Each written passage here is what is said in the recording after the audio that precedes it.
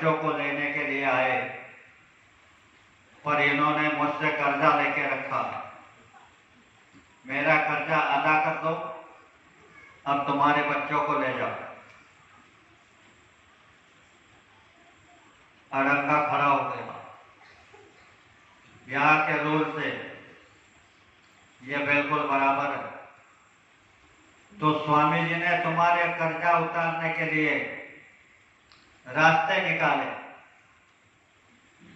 कि बच्चों, शाकाहारी प्रचार की रैली निकालो। हम समझते हैं प्रचार है, शाकाहारी प्रचार, जिसमें बहुत बड़ा रहस्य है। तुम शाकाहारी के प्रचार की रैली 200 लोग निकालोगे और नारा लगाओगे कि शाकाहारी हो जाओ, मदिरा का सेवन बंद कर दो।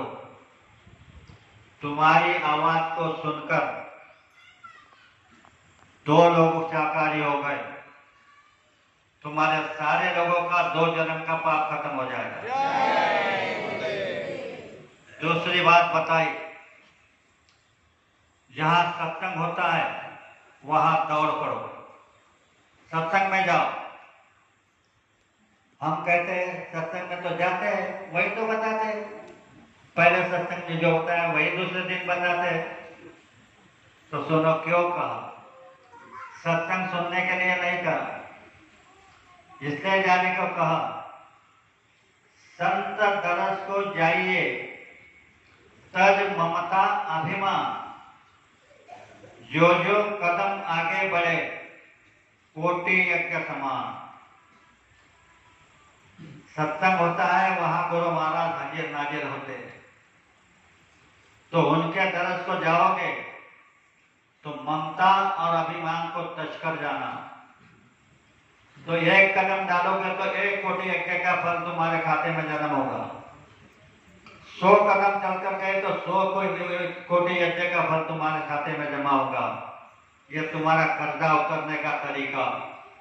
कितना कर्जा तुम्हारे ऊपर है ये अंदाजा तो कोई नहीं कर सकता, क्योंकि कितने जन्म से यहाँ आए, कौन से जन्म में क्या किया, किसका मर्डर किया, किसका क्या किया, किसको धोखा दिया, बेईमानी की, चोरी की, व्यभिचार किया, भ्रष्टाचार किया, जो कुछ किया, ये सारा बोझ तुम्हारे ऊपर है। ये इस तरह तुम्हारे कर्मों को उतार करके तुमको हल्का करके अपने देश ले जाना चाहते हैं।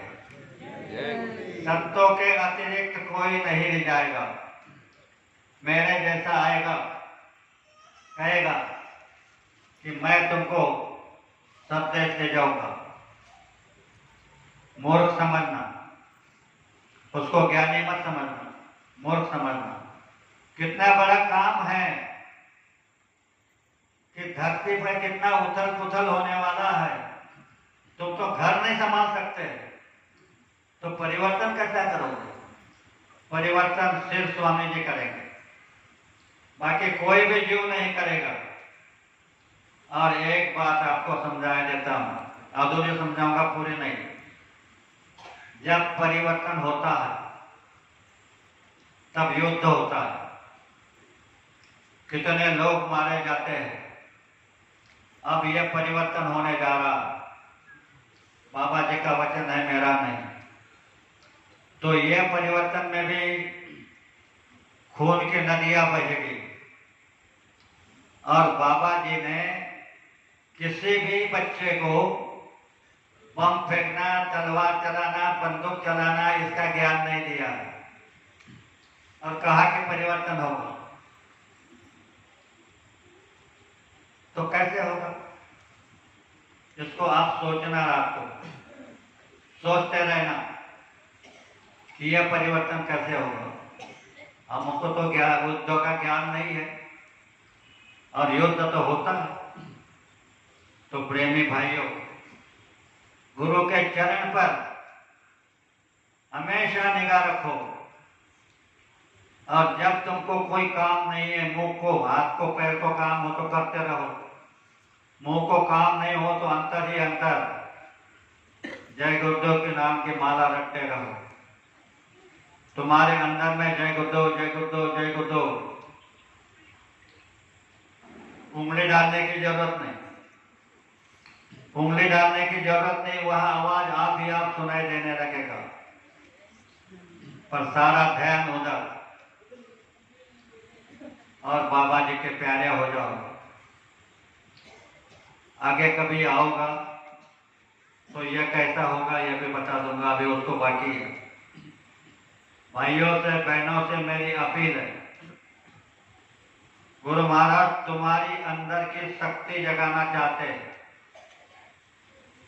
जो तुम्हारे अंदर बड़ी बड़ी बड़ी शक्तियां, राक्षस जो शक्तियां लेते थे, वह तपश्चर्या करके एक पैर पे खड़ा होकर के ये करके लेते थे।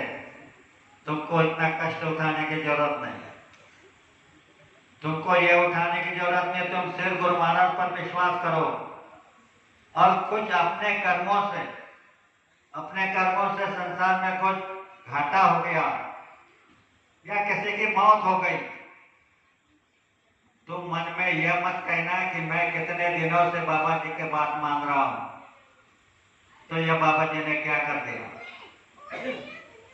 आपको मालूम है, यहां आया तो जाएगा, राजा रंग भरे, कोई चढ़े सिंहासन, कोई बंधा जंजीर, जाना सबको है, लेकिन कोई जंजीरों में जाएगा तो कोई सिंहासन चढ़ के जाएगा। एक जीव यहाँ पर रहने वाला नहीं है, सबको जाना है। मैंने कल कहा था ब्रह्मा के बाद, ब्रह्मा को प्रसन्न करके उस राक्षस ने वरदान मांग लिया था कि अमर रहो, अमर नहीं हो सकते। ब्रह्मा ने दिया था आयु मांग लो, तो उसने बहुत झटपट मंगा लिया। तो कहने का तात्पर्य यह है, तुम इन किसी देवता को प्रसन्न करके कुछ भी मांग लो, तुम्हारी मौत निश्चित है। तो मौत से डरने की जरूरत नहीं है। जब मौत तुम्हारी लिखी है तभी आएगी, और जब मौत नहीं लिखी है तो तुम्हारा बाल भी बाका नहीं होगा। ये विश्वास गुरु महाराज पर करो। ऐसे महापुरुष इस धरती पर नहीं आए जो अभी आए, और उन्होंने तुमको बुलाया तो तुमको तो कुछ तो देंगे, लेकिन समय आने पर। नहीं तो बात यह है कि तुम फेंक देंगे, उसकी कदर नहीं करोगे, फेंक देंगे। इसलिए भाइयों से बहनों से मैं प्रार्थना करता हूं, बहुत सौभाग्यशाली हो, पूरे समृद्ध गुरु आपको मिले, जिन्होंने तुमको ये भी वादा कर दिया कि तुम मेरी बात को मान लो। मैं स्वर्ग का सुख तुम्हें इसी धरती पर दे दूंगा। लोग स्वर्ग जाने की इच्छा कर रहे हैं, तो बाबा जी कह रहे हैं मेरी बात को मान लो, मैं धरती पर दे दूंगा, स्वर्ग का सुख धरती पर दे दूंगा। स्वर्ग जाने से क्या होगा, फिर पुण्य क्षणी मृत्यु लोगे, पुण्य खत्म हो जाएगा तो यहाँ आना पड़ेगा। इसलिए स्वर्ग, वैकुंठ, ब्रह्म, पार ब्रह्म, महाकाल देश, इनकी अभिलाषा मत करना। अभिलाषा अपने देश जाने की करो। तुम्हारा देश निर्मल देश है, वहां कोई झूठ नहीं, फरेब नहीं, बेईमानी नहीं, कतलाम नहीं। उस देश में चले जाओगे फिर इधर आने की जरूरत नहीं। तो आप आरती गाते हो ना, फिर यहाँ पैर नहीं रखूंगा, जब पता चल जाएगा मेरे को ले जाओगे तो मैं यहाँ पैर नहीं रखूंगा। और आशा तो यह करते हैं कि मैं धनवान बन जाऊँ, मेरी गाड़ी हो जाए, मेरा मकान बन जाए, मेरी खेती हो जाए, मेरे बच्चों को नौकरी लग जाए। ये तो जाल है, काल और माया का जाल है।